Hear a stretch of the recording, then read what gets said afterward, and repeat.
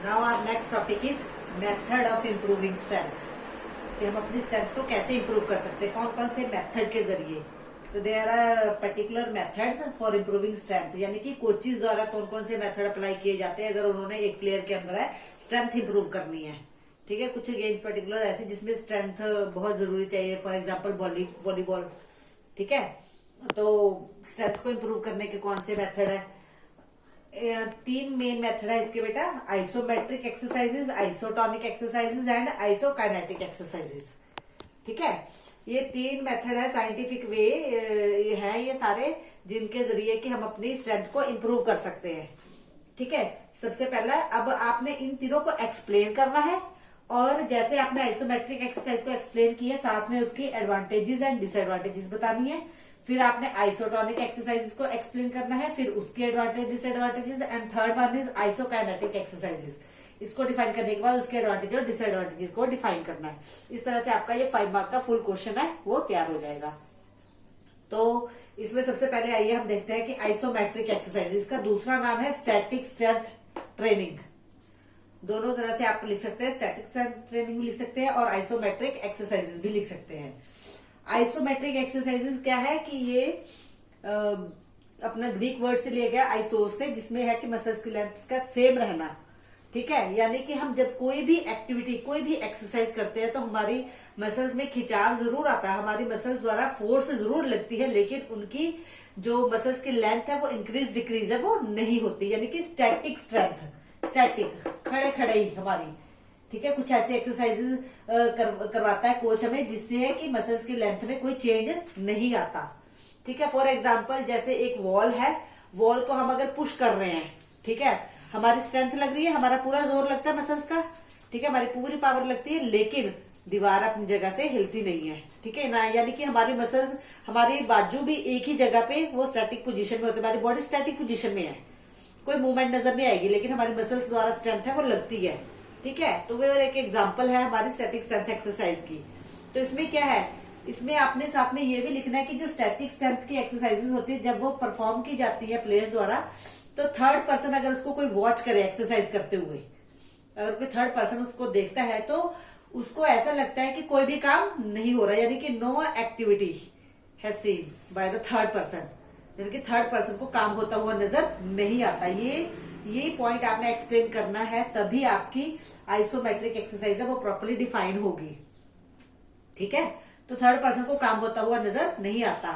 और इसमें zero work आपने डिफाइन करना है। जीरो वर्क यानी कि वर्क का मीनिंग क्या होता है कि जब हमारी फोर्स द्वारा, हमारी बॉडी द्वारा फोर्स लगाई जाती है और उसकी वजह से जो एक चीज है एक जगह से दूसरी जगह तक जाती है, डिस्टेंस, कुछ डिस्टेंस कवर करती है, ये फोर्स का फॉर्मूला है।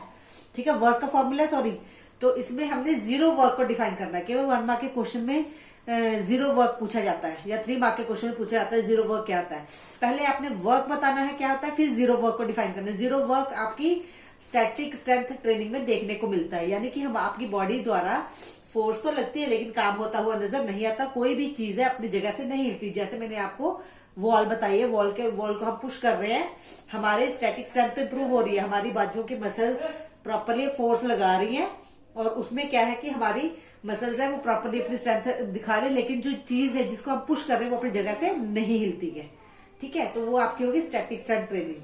तो उसमें वो जीरो वर्क, यानी कि जब कोई चीज अपनी जगह से हिल के दूसरी जगह तक गई, उसने कोई डिस्टेंस ही कवर नहीं किया, तो वो जीरो वर्क डिफाइन हो गया। ठीक है, ये जीरो वर्क का आंसर भी आपको इसके बीच में ही दे दिया मैंने। तो उसके बाद आइसोमेट्रिक एक्सरसाइजेस की एडवांटेजेस और डिसएडवांटेजेस उसी के हिसाब से लिखना है बेटा हमने। जैसे इसमें क्या है, रिक्वायर्ड लीटर स्पेस, बहुत कम जगह पे।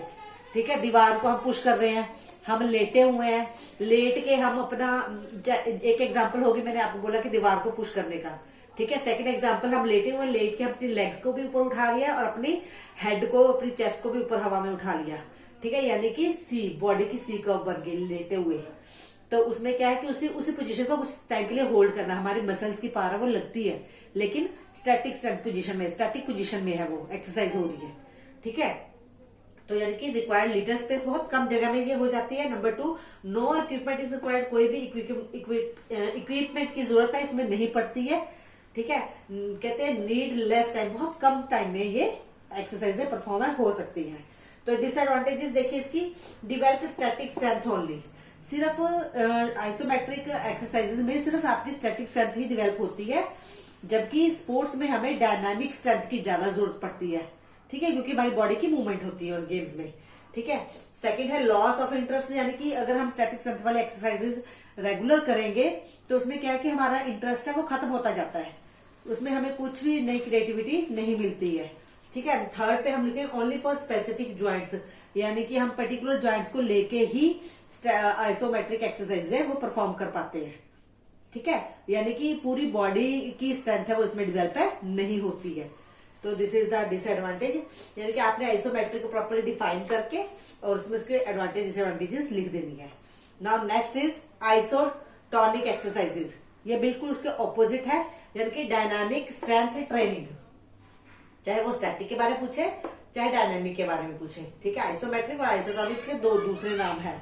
तो इसमें क्या है, आइसोटोनिक एक्सरसाइजेज में क्या है कि जो ये इसका बिल्कुल है, इसमें क्या है कि जब कोई पर्सन है एक्सरसाइज करता है उसकी मसल्स की लेंथ है इंक्रीज और डिक्रीज होती है, और जो थर्ड पर्सन उसको एक्सरसाइज करते हुए देख रहा है उसको काम होता हुआ नजर है वो आता है, यानी कि बिल्कुल आइसोमेट्रिक के ऑपोजिट, ठीक है। इसमें हम एग्जांपल्स क्या दे देंगे, जैसे वेट उठाना, ठीक है, डंबल्स के साथ एक्सरसाइज करने हमारी मसल्स की लेंथ है इंक्रीज और डिक्रीज होती है, ठीक है। कोई चीज किसी चीज को पुश करके एक जगह से दूसरी जगह पे लेके जाना, ठीक है, उसमें भी हमारी मसल्स की स्ट्रेंथ लगती है, यानी कि मूवमेंट के दौरान जिसमें हमारी बॉडी की मूवमेंट है वो दिखाई देती है, यानी कि तो और इसमें क्या है वर्क शुड बी डन, यानी कि वर्क होता हुआ नजर आता है थर्ड पर्सन को, ठीक है। ये आपने एक्सप्लेन कर दिया प्रॉपरली। और उसके बाद एडवांटेजेस डिसएडवांटेजेस आइसोटोनिक की। आइसोटोनिक के एडवांटेजेस डिसएडवांटेजेस में देखिए development of strength and endurance, यानी कि इसमें सिर्फ स्ट्रेंथ की नहीं एंड्योरेंस की भी डेवलपमेंट होती है, ठीक है। Number 2 develop dynamic strength, dynamic strength यानी कि हमारी बॉडी मूवमेंट, हमारी बॉडी की मूवमेंट होती है जिसके दौरान हमारी स्ट्रेंथ है इंप्रूव होती है, डायनामिक स्ट्रेंथ इंप्रूव होती है हमारी, स्टैटिक नहीं डायनामिक, ठीक है, आइसोटोनिक में, ठीक है। और थर्ड है इंप्रूव फ्लेक्सिबिलिटी, जब हमारी बॉडी की मूवमेंट होगी साथ में हम एक्सरसाइज कर रहे हैं, ठीक है, नेचुरली फ्लेक्सिबिलिटी भी इंप्रूव होगी, that is these are the advantages. और इस डिसएडवांटेजेस में देखिए इसकी बहुत कम डिसएडवांटेजेस होती है वैसे, देखिए इक्विपमेंट इज रिक्वायर्ड, जैसे मैंने बोला डंबल्स के साथ है, वेट लिफ्टिंग कर रहे हो आप, ठीक है, तो वो क्या है इसमें कुछ एक्सरसाइजेज में जो इक्विपमेंट है वो रिक्वायर्ड होते हैं। नंबर 2 चांसेस ऑफ इंजरी, ठीक है, मसल्स में हमारे क्रैम्प पड़ सकते हैं, हमारे मसल्स में इंजरी हो सकती है, खिंचाव आ सकता है, क्रैम्प पड़ सकते हैं, तो जिसकी वजह से थोड़ी बॉडी पेन हो सकती है, प्रॉब्लम आ सकती है, तो क्योंकि हमारी बॉडी मूवमेंट में होती है इसमें, ठीक है, तो इंजरीज के चांसेस है वो ज्यादा होते हैं इसमें। Now these are the disadvantages. Now come to the third point, that is isokinetic exercises, ठीक है। अब हमने आइसोमेट्रिक कर लिया, आइसोटोनिक कर लिया, आइसोकाइनेटिक क्या है, आइसोकाइनेटिक इन दोनों का मिश्रण है, यानी कि इन दोनों को अगर ऐड कर दें, यानी कि आइसोकाइनेटिक में आइसोमेट्रिक एक्सरसाइजेस भी आ जाएंगी, आइसोटोनिक एक्सरसाइजेस भी आ जाएंगी, लेकिन किसमें, मशीन्स के ऊपर, ठीक है, जो अपनी जिम मशीन्स होती है ना उसमें हम मशीन्स के ऊपर एक्सरसाइजेस परफॉर्म करते हैं, वो कौन सी होती है, आइसोकाइनेटिक एक्सरसाइजेस, ठीक है। ये हमारी अगर हम देखा जाए अगर दोनों इसमें हो रही हैं, इन्वॉल्व हो रही है, तो इसमें हमारी क्या है डायनामिक स्ट्रेंथ भी इंप्रूव होगी और अपनी स्टैटिक स्ट्रेंथ भी इंप्रूव होगी, ठीक है। तो दोनों अगर देखा जाए तो ओवरऑल स्ट्रेंथ इंप्रूव हो रही है, ओके। तो हमने बता देना है कि ये आइसोटोनिक और आइसोकाइनेटिक का कॉम्बिनेशन माना जाता है, आइसोमेट्रिक और आइसोटोनिक का कॉम्बिनेशन माना जाता है। आइसोकाइनेटिक एक्सरसाइजेज ये बहुत थकाने वाली, यानी कि जिम में हम एक्सरसाइज करते हैं ना बहुत थका देती है हमें वो एक्सरसाइज, बहुत थकाने वाले एक्सरसाइजेज है, न्यू क्रिएटिव उसमें एक्सरसाइजेज होती है, हमारा इंटरेस्ट है वो और इंक्रीज होता है, ठीक है, मशीन्स का यूज होता है प्रॉपरली उसमें। तो ये अपने सारे पॉइंट्स इसमें आइसोकाइनेटिक में एक्सप्लेन कर देने हैं। ये किसने डेवलप किया था, अगर आपकी बुक में लिखा हुआ है आइसोमेट्रिक किसने डेवलप किया था, आइसोटोनिक आइसोकाइनेटिक किसने डेवलप किया था, कब हुआ था मेथड, तो you can learn that points also, okay. उसके बाद आ जाइए इसके एडवांटेजेस और डिसएडवांटेजेस पे। आइसोकाइनेटिक की कहते हैं development of strength over full range of motion, यानी कि हमारी फुल बॉडी की, यानी कि हर एक ज्वाइंट की हर एक एंगल से हमारी बॉडी की स्ट्रेंथ है इंप्रूव होती है। और कहते हैं improve endurance also, naturally dynamic है तो एंड्योरेंस इंप्रूव होगी, डायनामिक एक्सरसाइजेस भी कर रहे हैं इसमें, तो ठीक है। तो फास्टेस्ट वे फॉर इंप्रूविंग कहते हैं मसल स्ट्रेंथ, कई बार 3 मार्क्स में क्वेश्चन में आ जाता है ये, 3 मार्क्स में ये क्वेश्चन आ जाता है कि स्ट्रेंथ को डेवलप करने का सबसे फास्टेस्ट मेथड कौन सा है, तो फास्टेस्ट मेथड कौन सा है, आइसोकाइनेटिक एक्सरसाइज, ठीक है, ये मेथड है सबसे ज्यादा फास्ट माना गया है स्ट्रेंथ को डेवलप करने के लिए। ठीक है, तो कहते हैं सबसे ज्यादा फास्टेस्ट मेथड है ये। उसके बाद है डिसएडवांटेजेस।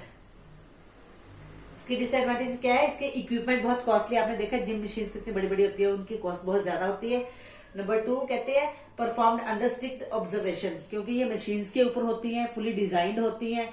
ठीक है, पर्सन की एबिलिटी के हिसाब से इनको सेट किया जाता है, तो इसके लिए हमें एक है इंस्ट्रक्टर की जरूरत है, वो पड़ती है, वो हमें प्रॉपर्ली गाइड करता है, उनकी गाइडेंस के अंदर ही हमें ये एक्सरसाइजेस करनी पड़ती हैं।